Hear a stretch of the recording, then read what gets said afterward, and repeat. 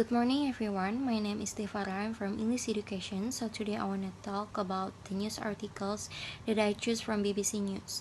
The title is about Capitol Riots Panel of Americans Shocked and Disgusted by Sam Cabral. This news was published on January 8, 2021. And the content of this news is about the responses of panel of Americans who felt shocked and disgusted by what happened in America on January 6, 2021. There was a storming on the United States Capitol building uh, that stunned viewers around the world. They replaced the United States flag with the Trump flag, said one of panel of Americans. They ransacked the seat of government of the United States by breaking through the police barricades. So I think it is a very tragic moment. Moreover, we all know that we are in the pandemic era right now, and as people made a very righteous attack as happened in this country too on October 8, 2020. They reacted by not wearing masks, which will increase the number of people who will catch the virus.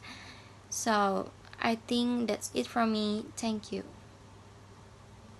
Hi, my name is Tania, and I chose a news article entitled U.S. Capitol Riot.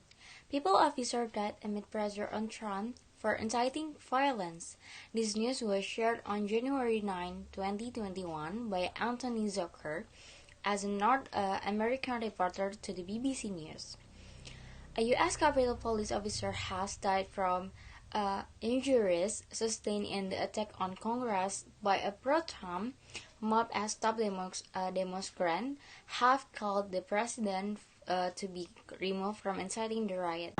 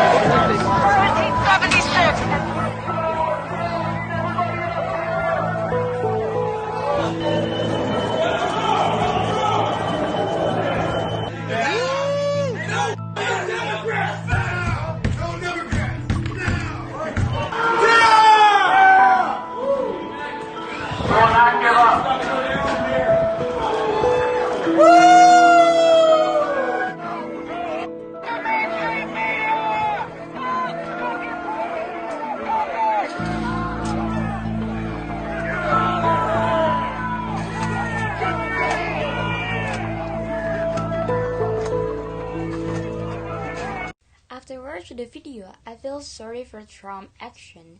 In the midst of the current pandemic, there are still demonstrations. Even though the U.S. is one of the countries most affected by COVID-19, the demonstration wasn't only detrimental to the police, but reporters were also affected by the chaos of the demonstration.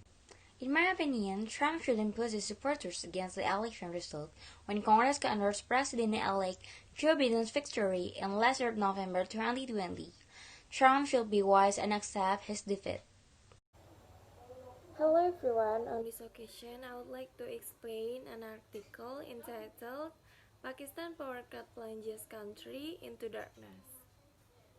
Written by Zahra Khan, published on Sunday, January 10th, 2021 from BBC News. Electricity is gradually being restored in Pakistan following a huge power cut across the country, which led to every city reporting outage. Homes nationwide were suddenly plunged into darkness from about midnight. So this is what it looks like. Power is now back in most cities, but officials warn that it could still be few hours before electricity is fully restored. The outage is believed to have been caused by a fault at a power plant in the south of the country.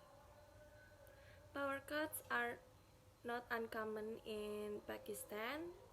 Essential facilities such as hospitals often use diesel-fueled generators as a backup power supply.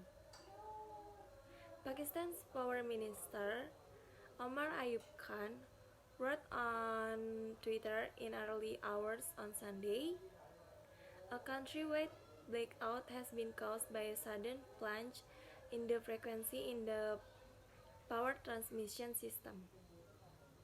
He added that the outage occurred after a fault developed at the Gudu power plant in Sindh province shortly before midnight on Saturday. Good morning, my name is Azmi Randu Farhani.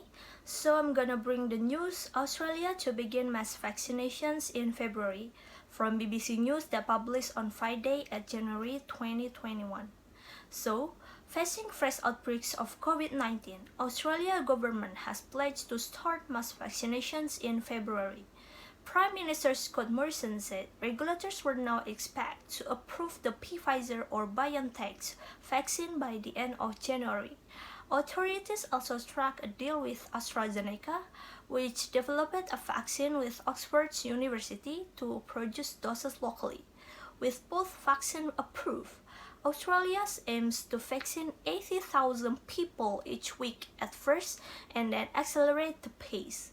The priority groups in the first round include the 700,000 frontline workers in the health sector, border enforcement and care homes, along with the residents of care homes, and others with underlying health conditions and emergency services workers will be the next.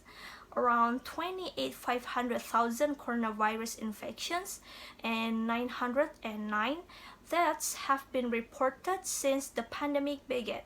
By contrast, the US, which is the hardest hit country, has recorded more than 21 million infections and nearly 300,000 people have died with the disease. I think it is a good decision for Australia to take the vaccine for their people. Even the vaccine hasn't been tested for a long period term, but at least it can save more lives and reduce the spread of the virus. Last, that's all news from me. Thank you and stay healthy.